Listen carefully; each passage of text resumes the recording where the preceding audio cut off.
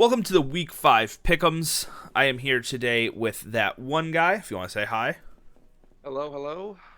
We're live on my Twitch channel, so if you're watching this on YouTube after the fact and you want to catch one of these live, twitch.tv/vortex_2323. And yeah, we're gonna hop right into it. Our first matchup is yourself against Sand. And honestly, one of the most exciting matchups of the season. I've been excited for this one. I was hoping it would happen. I'm excited, but I'm also scared solely because of the wake. Yeah. Walking wake just. Walking Awake definitely is a threat since it gets the boost from both sun and rain. Yeah.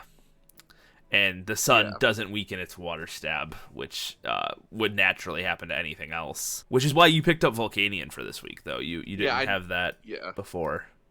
I needed efforts just for wake. Otherwise, what's subbing? Just clicking Hydro Stream every turn. Absolutely nothing. Yep.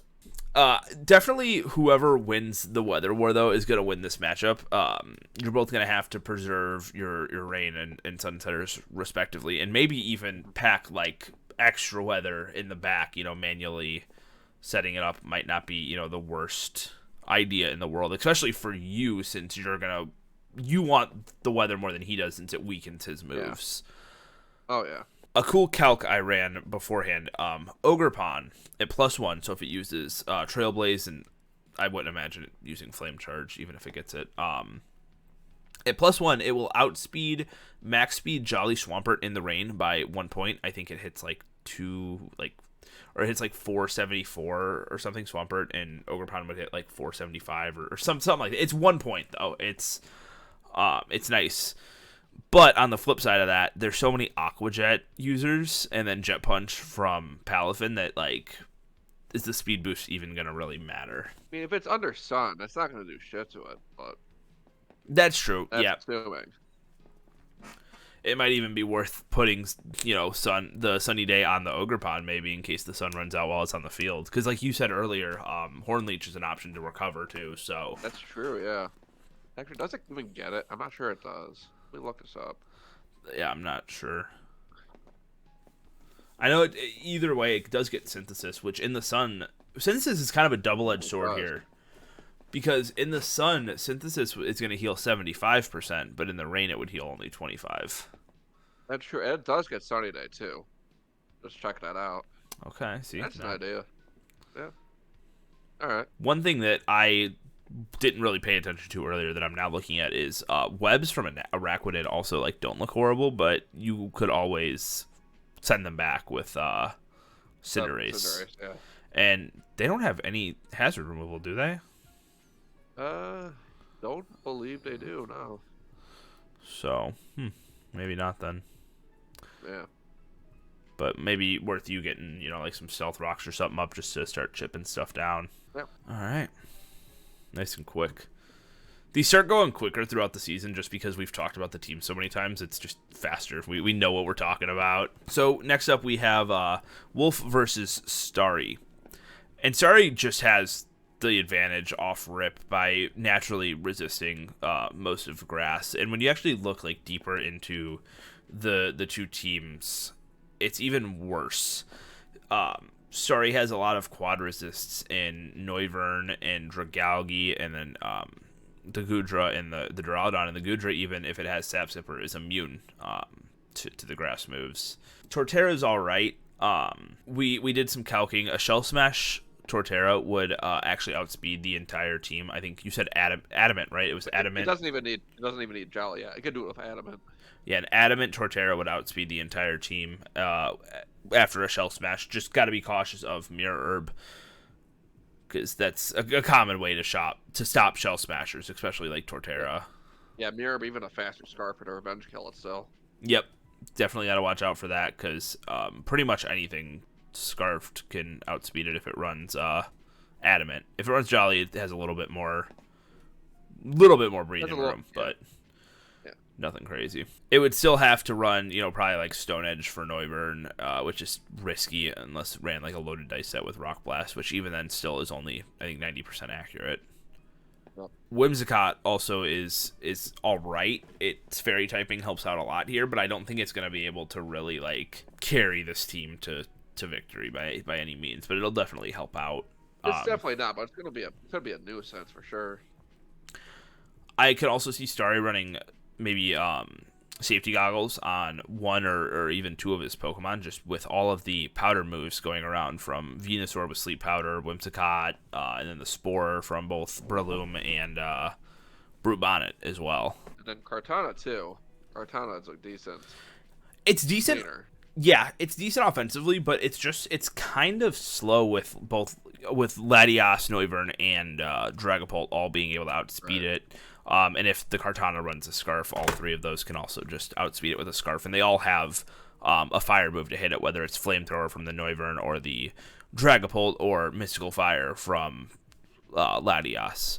And That's I mean, also true. Kartana's Spadef is so low, a Psychic from Latias could probably kill it.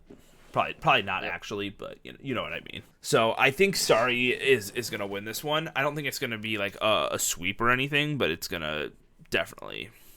I mean, like Uriel maybe. I'm thinking Something like a 3-0, yeah. Bandito versus Ager. This is Weather Wars Part 2. This time though, it's a tad bit more one-sided. Yeah. Just because the sand isn't. I mean, yeah, it'll get this. Well, no, they don't even. I was about to say they get the Spadef boost, but they don't because that's rock types. They get the Spadef boost. So, yeah, ground is just kind of dead in the water over here. Bandito just took over this team. Chocolate Lab dropped out, and so a few changes were made. They picked up Mamoswine, they picked up Gliscor, and then Quagsire and Sandslash as well. The Mamoswine, that's good I picked it up because that's the one thing kind of holding it somewhat together. Yeah, since it has the thick fat, it already is going to resist ice, and then if hail or snow now is up, it would also get the defense boost from snow. So the Mamoswine is a pretty good bring here, as well as the Mega Steelix and the Excadrill. The Mega Steelix is just defensively really really good. It has to watch out for the water types, which Ager does have 3 of, and then if the sand or the Excadrill has sand up. It can also do pretty decent, but all his waters get. I will say that all his waters do get hit by Rock Slide, so yeah, not the best. Yep, just got to be cautious because Rock Slide, isn't the most accurate thing in the world. You can't, it can't miss. I also, without a Sword Stance, I doubt it does a lot, especially like Cloyster, with how defensive Cloyster is. That's true as well. Yeah, that's definitely Ager's matchup for sure. But yeah. There wasn't much else to say. The Veil is really good from Ninetales, and I don't really like. Bandito doesn't have the best way to break through Veil. Doesn't have really, besides Gliscor, which is not coming. Doesn't get defog. So it's a rough start for Bandito's run here in the VDL. We have Tom versus Memimem, and Tom has been able to somehow win all of his negative matchups, and so hopefully this is another one. The nice thing about this one is there isn't like a direct weakness. Fighting isn't weak to Ghost, it's just fighting can't touch Ghost. But a lot of these Pokemon also have really good ways of hitting them. The Iron Hands, the Gallade both have knockoff. The Sneasler gets Lash Out now and Night Slash. I know Lucario gets Dark Pulse. Keldeo's already just going to hit hard with its Hydro Pumps anyway. So there's a chance. There's a good chance. oh yeah, for sure. Yeah, Urshifu, if it's he's got to keep to the maybe he's got to keep to the skies and Mimikyu, otherwise he just kind of gets blown away by wicked blows. Okay, I'm being corrected. Iron Hands does not get knockoff. Never mind. So Iron Hands is useless this week. Oh yeah. But hey, you could bring it for like just get one shot again. Yeah, Mimikyu will hit it with a nice play rough. But yeah, Mimikyu's Disguise is great. It's been the one Pokemon that they've brought to every single game, and for good reason. It disrupts at the end. You think you have a chance to sweep or set up and sweep, and then it's like, oh, well, that Mimikyu's in the back. I can't really set up because it's just going to come in and revenge kill me then. So it's something to keep in mind. A common item also on Mimikyu generally is Red Card to force things out that have gotten set up. Annihilate also looks good on paper here, But I think the problem with it is outside of Rage Fist, its best ghost move is, well, besides Phantom Force, because I don't think we want to use two-turn moves out here, is Shadow Claw. And the only reason I say that is with Mem's team being Mono Ghost, Annihilate's not really going to be taking hits to build up that Rage Fist. I don't even think, like, with, like, a full, like, Spadef, it would really be able to stop, like, a Blacephalon or something. Like, it could maybe take one, but it would just come out and get instantly revenge killed. So, it just, it can come. I just don't see it running, like, a Rage Fist set. Yeah. Urshifu goes Sorry. crazy. It does, absolutely. And then even again, like Lash Out Sneasel or something can do some good damage as well. Yeah, and Sneasel will, after an Unburden, will outspeed the Spectre Air and stuff, too. Just gotta watch out for Shadow Sneaks. Not, it's not, like, the biggest threat, but, like, Banette, it would hit hard. Aegis Slash, Mimikyu. Spikes also look really good, too. Yeah, Spikes, yeah, because the only remove is Girder, which Tom's not going to want Girder in this matchup. Just doesn't work here. No, I mean, it gets knockoff, but outside of that, like, it would just serve as a defogging role. But yeah, both the Bramblegast and the Frostlass get spikes, so those are definitely, options for hazards.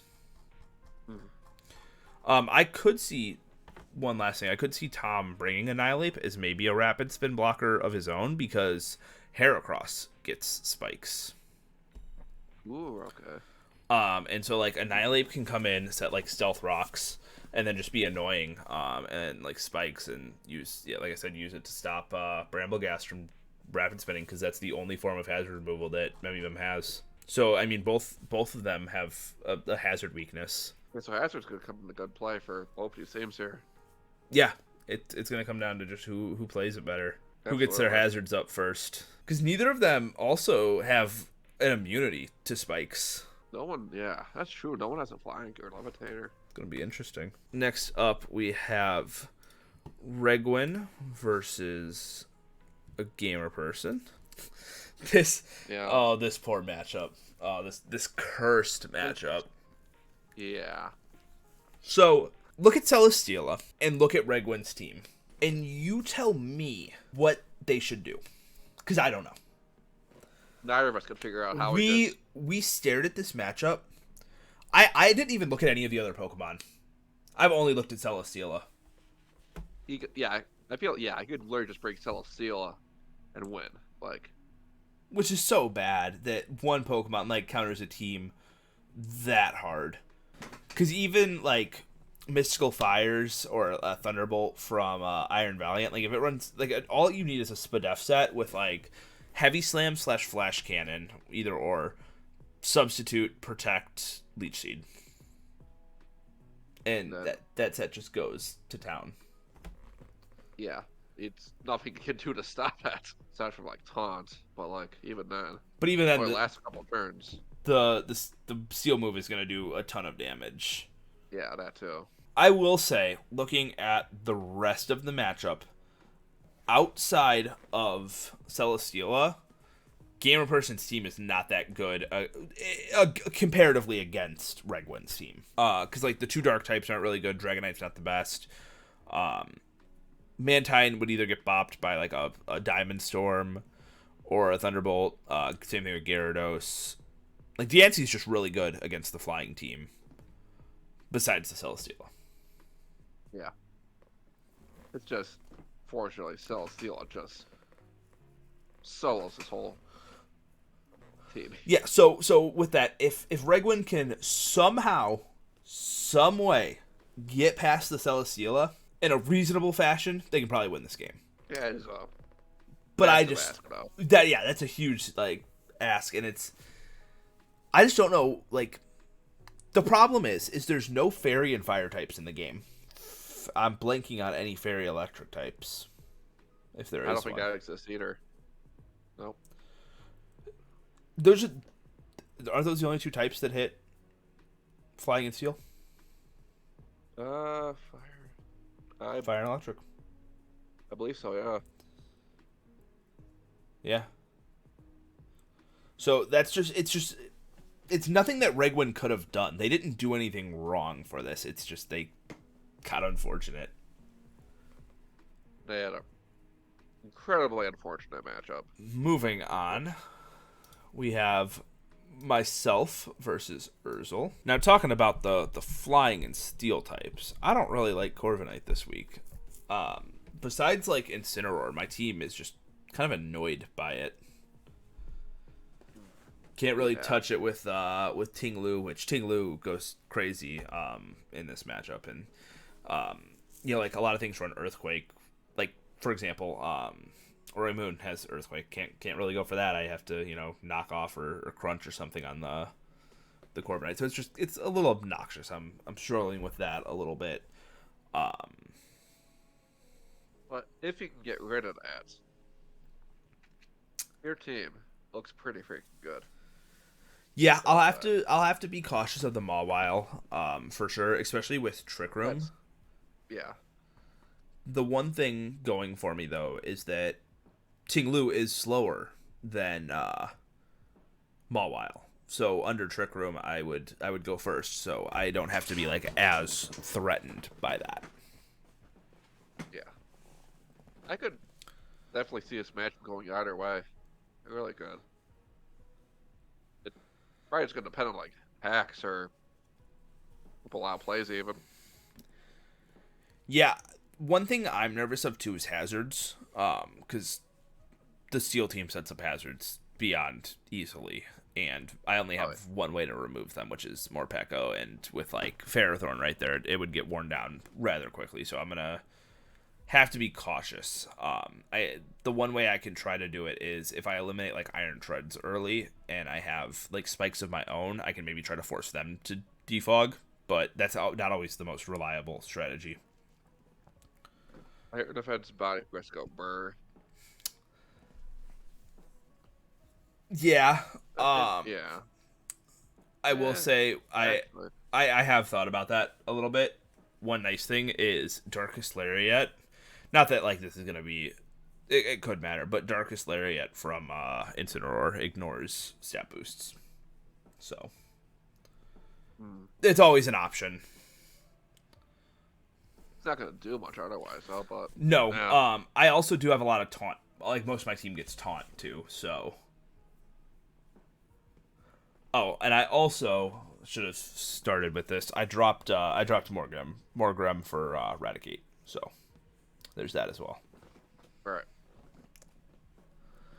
But yeah, I also have to be careful of the Cobalion because I can't like spam dark moves because the Cobalion would get a justified boost, and generally Cobalion's pretty weak. But if it starts to get Swords Dances or justified boosts, it can get out of control because it's the quickest Pokemon on the team. Oh yeah. And it also, I believe, gets like Rock Polish too. So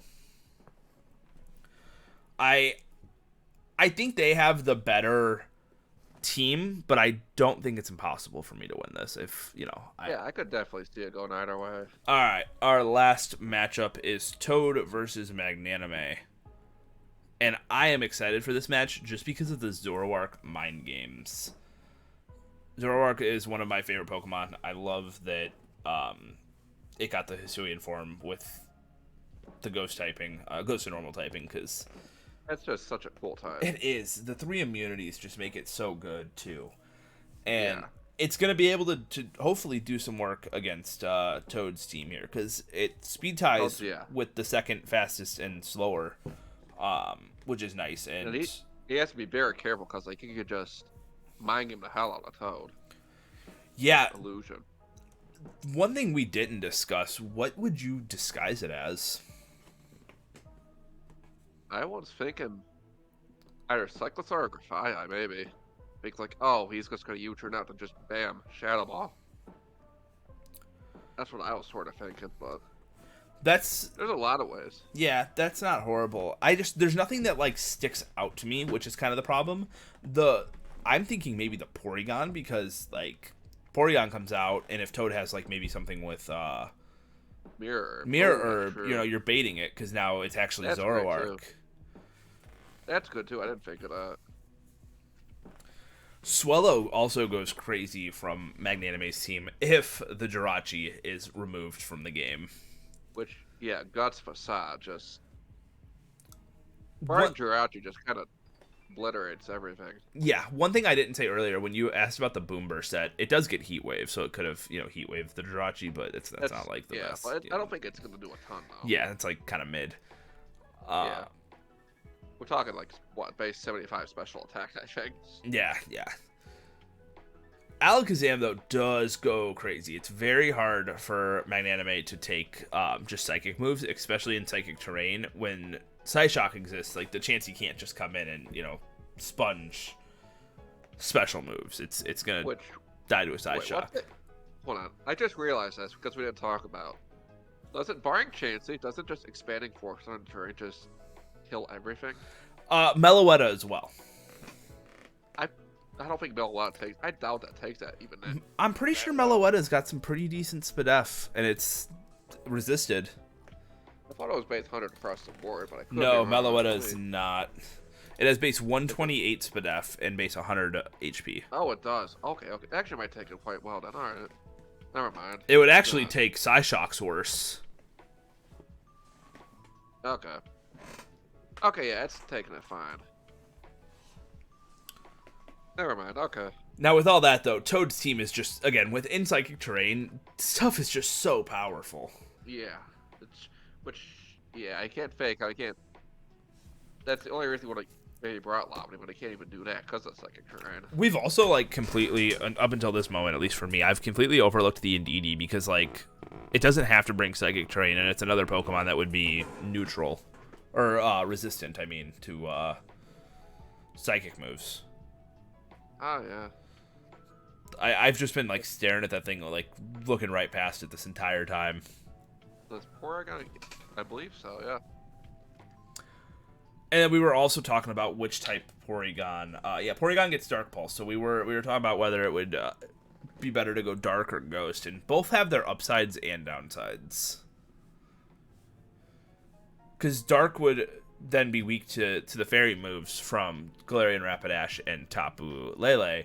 But if it goes like Ghost with Shadow Ball, it's also weak to opposing Shadow Balls. But why would Toad bring Shadow Ball at like the same time? So it's, But every Psychic type also gets Shadow Ball, so it wouldn't be like crazy if he ran it for that one specific, situation. Yeah. But yeah, I think this is a pretty fair matchup. this is pretty even matchup here. The only thing in my opinion that's going to hold Toad back a bit is just defensively he doesn't do well into this matchup, like with the Zoroark and stuff. Offensively it's still fantastic as always. Just Zoroark's a problem. Wait, hold on. I have a question now. I just thought of this. Does Zoroark get Poltergeist? I don't know. I have to look this up. Let me see. It does get Poltergeist.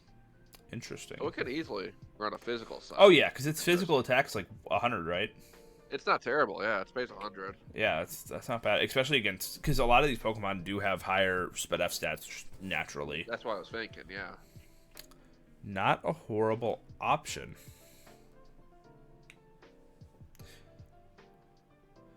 I guess the only issue that could arise with that is if there's like a Ghost Resist Berry, and then like the second time you just can't click Poltergeist because that's true. No item. Wait, how does that interaction work with the Ghost Berry? I assume it would hit once, like that first hit.